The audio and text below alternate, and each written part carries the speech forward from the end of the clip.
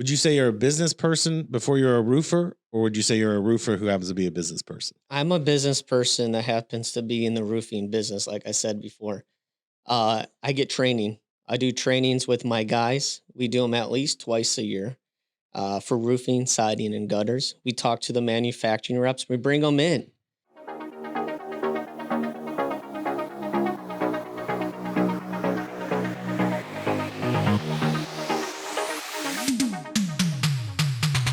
Welcome to RCS Radio, brought to you by RCS Roofing. I'm Michael Morris. I'm here with my buddy Ben Kitchen. Ben, how are you? I am doing outstanding. How's it going? So it is going well. We're excited. We've been talking about this for a few months, and I know what people are going to say. They're going to say, a show about roofing? Yes, a show about roofing. But it's more than that. Would you agree? It's amazing what's happening out there in the world. And we are fortunate enough to be in front of a showcase in Columbus and Cleveland right now, representing the roofing community and just sharing our experiences, what we're doing, what kind of products are out there, and really changing how a home looks from the exterior standpoint, from the curb. Some people are like, man, I'm just not happy with the way that my house looks. Is there anything you can do? Please help. Absolutely. We can change it to make it look like a brand new home. So that's where we're at. So let's get into a little background, because again, for anybody that's listening or watching this on iTunes or they're watching on YouTube, give them a little background, because I think your background is fascinating, how you got into this, because most people that I meet in roofing don't start in roofing. Somehow they end up there. But you're a really high level, like very motivated guy. What was your background before you got into all this? I was in the automotive industry for about 10 years. I ran a Firestone for 5 years, and then I was an outside sales rep for a tire distributor.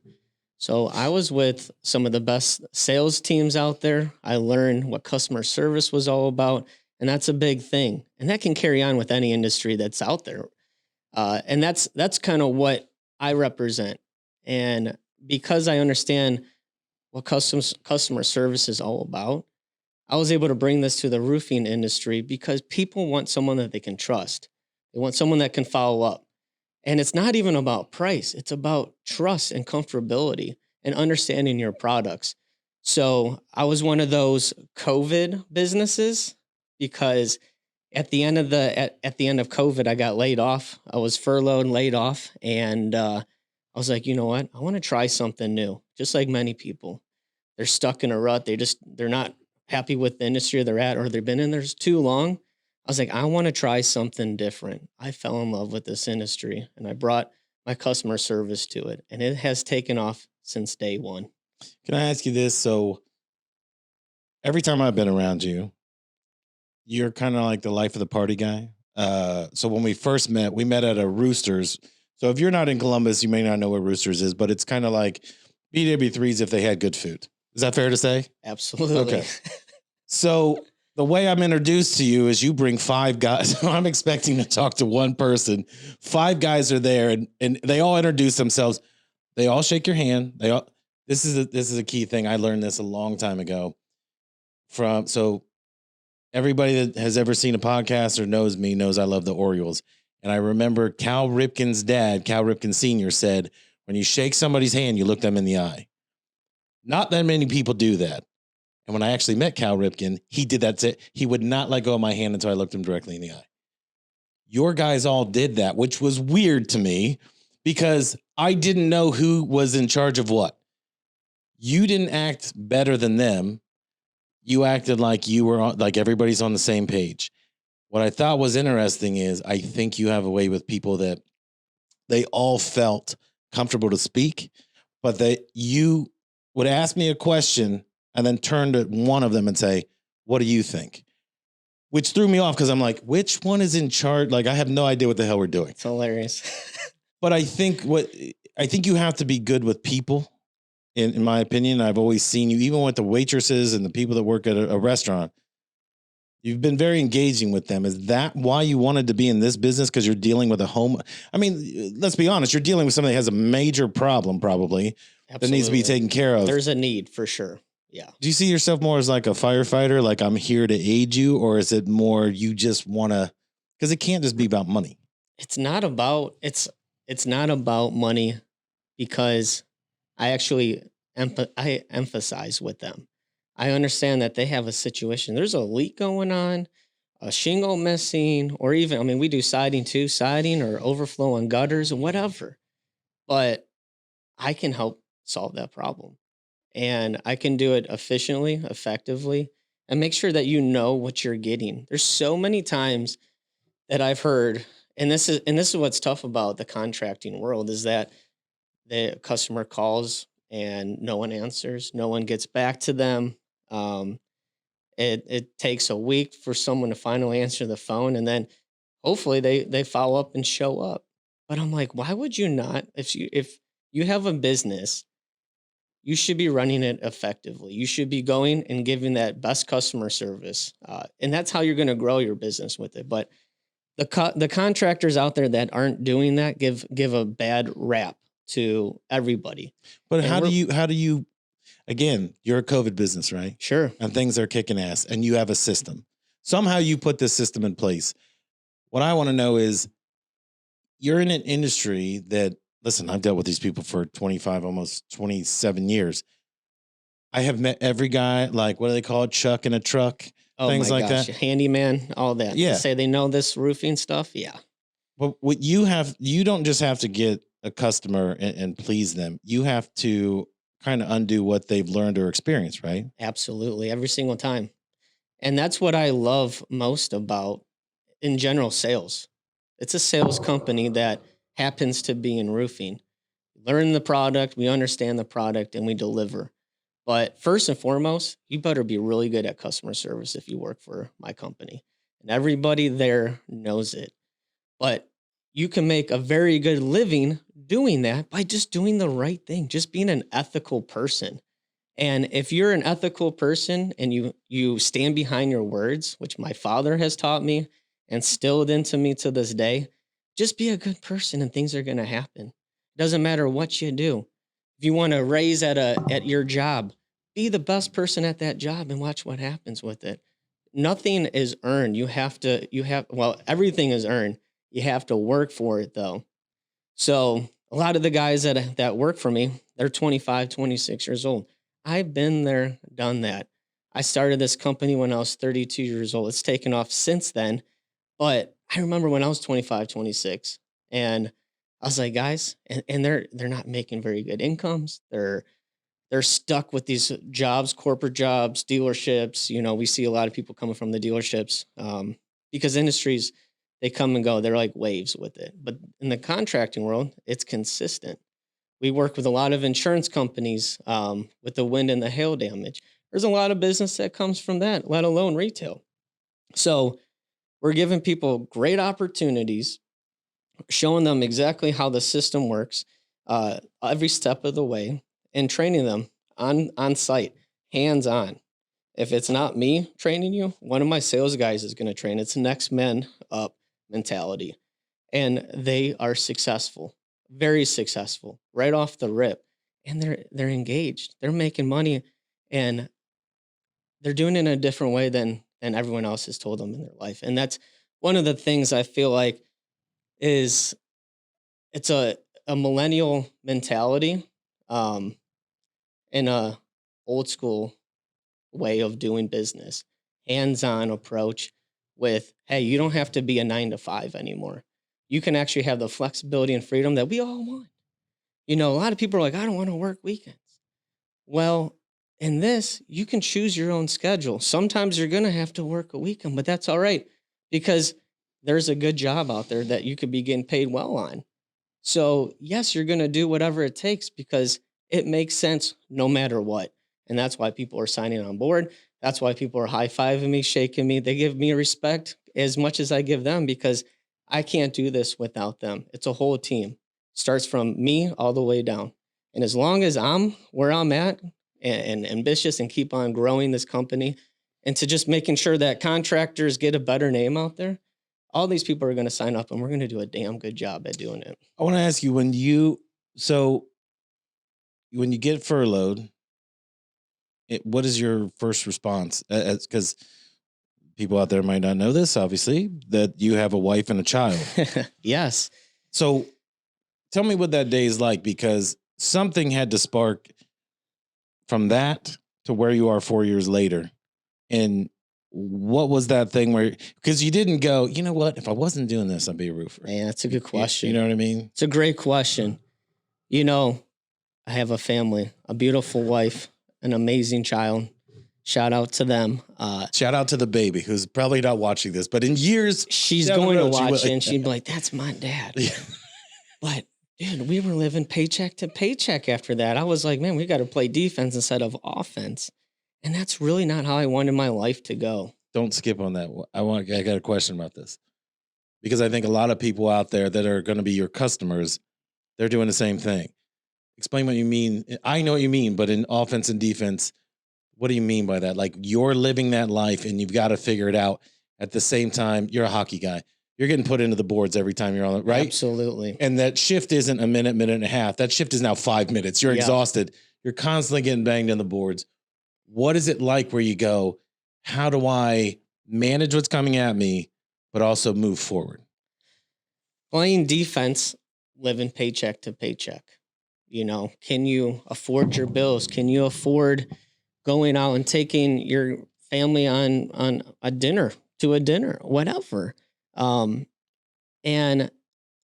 where are you at with your life savings? Is there a retirement? Those are things that you got to ask yourself every single day. Are you putting money towards your future? And when you're working in a job that is barely getting you by with it, you really got to reevaluate what you're doing. And sometimes it's easier said than done. But I had an opportunity to basically restructure the way I wanted to do business. I had great jobs. I loved every job that I have. It's been built. It built up to who I am today. But playing defense, meaning just holding tight to my money, not taking the trips that I would like to take, and making sure we have food on the table. That's playing defense. Now, playing offense is being able to go to a Browns game. Shout out to the Brownies, Joe Flacco. I wish you best of luck. We'll try to get him on the show. But the biggest thing is being able to do the things that we want to do without having to worry about, am I going to make it to the next month with all the bills? Do I have credit card debt? You know, those are the things that I think about all the time till this day. So I'm not bigger than anyone else because I've been on the bottom to where I'm at today, but I worked my butt off to get to where I'm at today. So you got to start somewhere. And if you're not happy where you're at, you got to make a switch. You got to educate yourself. You got to learn something different to grow. And I preach that to all my guys that work for me and gals. We're looking at building a women's division too. So we got any girls out there interested in this? By all means, don't be scared about this industry. Just like the automotive industry that I came from, I was like, where are all the women? They would do outstanding in these industries with it. So, you know what's funny when you say that? Do you know the most successful people in media are the women? It's not crazy. It's well, what amazing. I mean is this: they could probably do better on the other side because it's underrepresented. But the women that are actually calling on car dealers to get them to buy advertising, it's like that. However, yeah, they're making 4% by closing that deal over and over and over again. You know who calls me? Women. Yeah. The men aren't calling me. It's the women that are dealing with the house. So, you know, you always want to do business with someone that looks like you, that talks like you. You're more comfortable with it. You guys have a lot of similarities with it. Same thing with why I've been telling everyone I'm looking at opening up a women's division. It's not difficult to inspect a roof. Let me show you. Give me a call. I'm easy to work with. Yeah, I'm working out of my garage right now, but it's a nice garage. Well, hold on. We shouldn't make it like, again, chucking a truck. This is not your average garage. I mean, this thing is set up like an office. The beauty of entrepreneurship, and that's what it comes down to, is what you're doing, is that you look at the people that made it, Atari, Apple, they all started in a garage. Absolutely. Which is why my office is in my home. Yeah. Okay. Now, what's the negative of that? You're always in your office or you're always 5 feet away. I'm always there. And you have an office set up downstairs in your house. So you're never more than 2 feet from you're going back to work. Correct. So you have to find that work-life balance.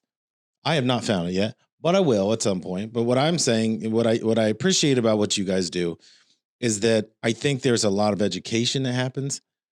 But what I want to know is where did you, if you come into this fresh, why do you know so much about roofing? So when I got furloughed, laid off, I started with ABC Supply in the business. And I was meeting with many different contractors. I was an outside sales rep. And I was talking to the best of the best in the game. And just, I wanted them to buy my products off of me. And I just picked their brains about what made them successful, because the more they talk, the more you understand and the more you can close on them. But they were telling me some really good things, and I picked out what they did best at, and I kept it in the memory bank. And I didn't know if I was going to open up a business or not. I was just learning about it, but I just talked to the best contractors out there, and not many people that are roofers are actually have this information. So I was blessed enough to get this position, talk to all these contractors, and from that I was able to blossom. I worked for another contractor for 2.5 years, learned the business, and then started this on my own 3 years ago. There are a bunch of videos that we've done that that we release every Thursday. So we've already put out 2 as of this recording.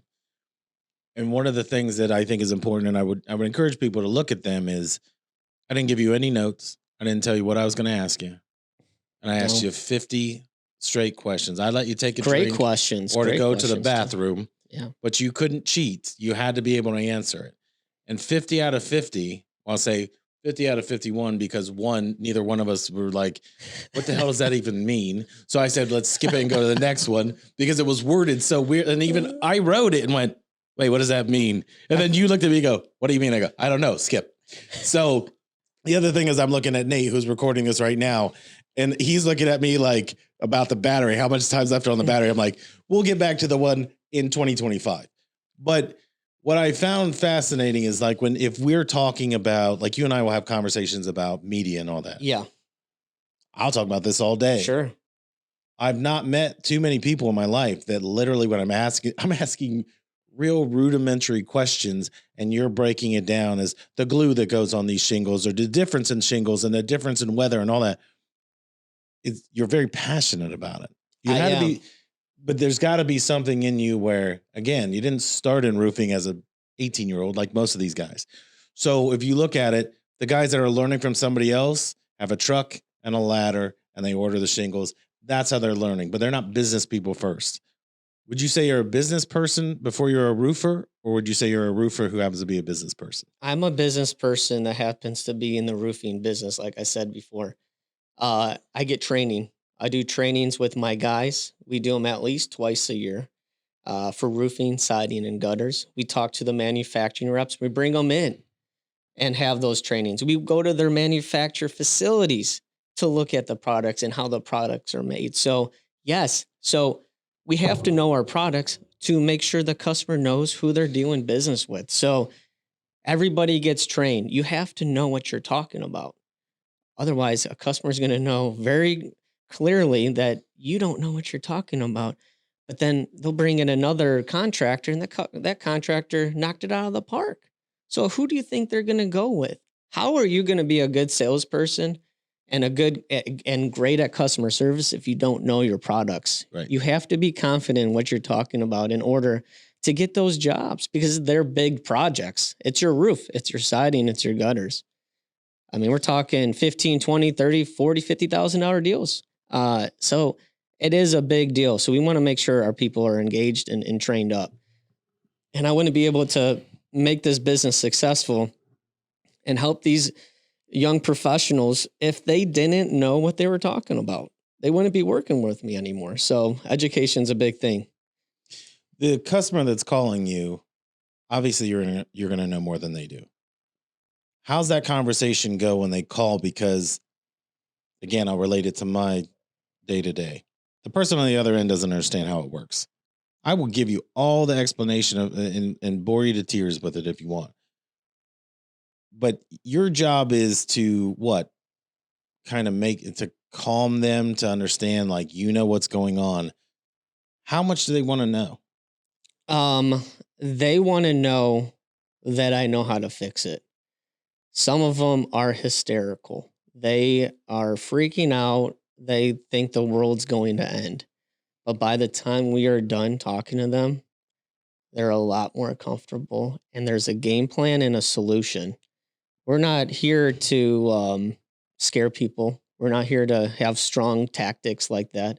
We don't have the time to give them bad issues or bad answers to it. We have to figure out the problem and the solution right then and there. So we're going to ease them. We're going to take photos. We're going to inspect.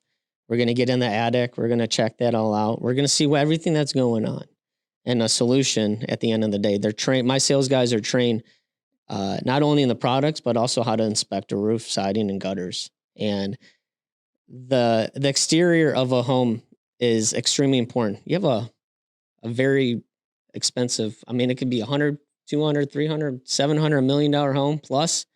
You better call someone out that knows what they're doing. It's very important that you're getting that value and they're not doing a disservice. I'm not laughing at you. I'm laughing at stuff that we talked about, I don't know, 2-3 weeks ago, where you went by a house and you saw the sign of who was doing the work and you just said, oh boy, right? When you're in this business, how do you figure out? Because I would assume that people don't call and go, hey, I need you to do this now. Not, at least not yet. I think when people call some of these other, let's call them $1 million people. And by that, I mean, they spend $1 million in advertising to just, all they're looking for is leads, right? Yep. It's a lead generation thing and then they've got it and it's how many can we get to? And I think the quality slips because you're doing it by widgets versus our approach. What we're taking is we're recruiting. We're recruiting that customer, the ones that we want to come Absolutely. to you. If you're doing this and you're just trying to like funnel the sheep in here, you can't treat them all the same. So whether you didn't do 10 roofing jobs or 100 roofing jobs a month, you have to treat every single one of those like that's a jewel, right? Absolutely. When someone calls you and say did they ever say, well, you're my first call, I'll get back to you, or you're my second call or whatever? How does that break down where you kind of figure out like where you're at in the pecking order and how to close that? I think we know with the body language of a homeowner. We'll see how they're reacting to us. As a salesperson, you have to be a chameleon. You got to adapt and figure out. But most importantly, we'll know by listening. And that's the biggest thing that people don't understand is that to be a good contractor, you got to listen to your homeowner to Wasn't it like being a parent? If you want to be a good parent, you have to listen to what your kid's saying so you can correct the mistakes, but also to see the positives, right? Oh yeah. My 4-year-old, she loves to talk. And oh my goodness. Don't they all? As soon as they learn, that's the end of it. There's no more rest. I love it because she's me in so many ways. But the things that come out of her mouth, she's teaching me things. The imaginations that she has it's hilarious because I'm like, man, you're like an inventor. Some of the stuff, some of the toys she's playing with, I'm like, I wish I had a perfect example for you right now, but too many things are going through my head with it. Well, I will tell you this about if you pay attention to psychology, the person that you are at 5 years old is the person you will always be. Yeah. So that's why you'll hear that nature versus nurture. So what you started this saying that what was instilled in you was from your dad. Your dad didn't wait till you were 20 years old to teach you how to treat people. He did that in your formative years. So when she's doing that, with my daughter, I always just kind of encouraged it, like, be as open to ideas as possible. Absolutely. And I think because early on, she wanted to be a vet when she was a kid until she realized the bad part of being a vet. And then she looked at what we're doing because she used to say, because when I would do radio shows, she's like, Dad, you have so many friends. they're not really my friends. Like half the time I'm doing a show with a realtor or something, and I'm like, I barely know this person. But if you let your kids kind of grow and see what you're doing, they can take what you're doing to the next level. Whether she wants to be in roofing or siding or Oh, yeah. windows, that's the beauty of what you're doing is your family's involved in this too. Oh, yeah. This isn't what I want to say, like there's a ghost figure in the back that's just go get me more money.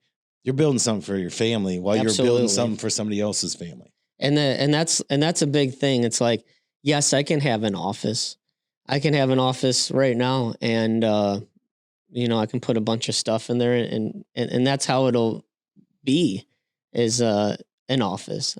But being out of my garage, I also do it because I want my daughter to see what I am doing. Right. I put my boots on every morning and get up, get some coffee, 7:30 a.m. I'm out working in my desk, checking out what we got going on for the day, production meetings, all that stuff. But she's seeing it.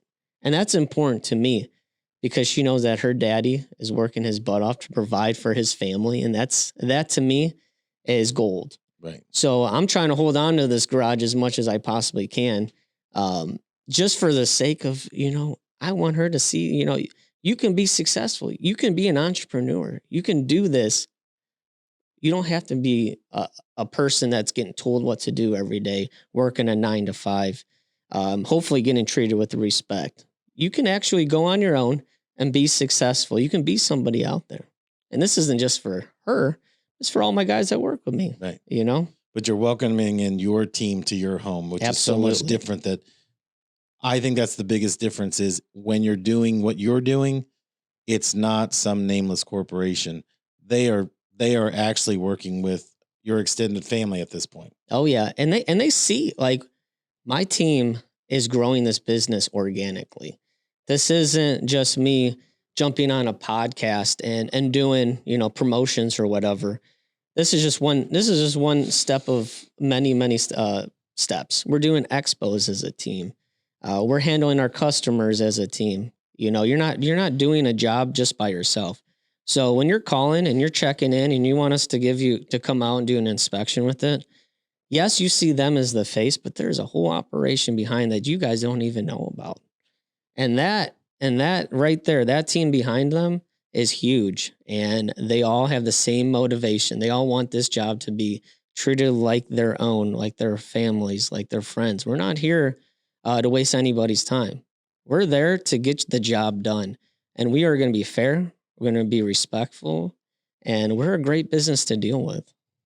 Well, we're going to end it on that note because we're going to get more into your team and everything else down the line. But what I think people, if they're saying, what's the purpose of this? We're going to teach you the things that you need to know about the insurance business, how to choose a roof, how to choose a roofer, those kind of things.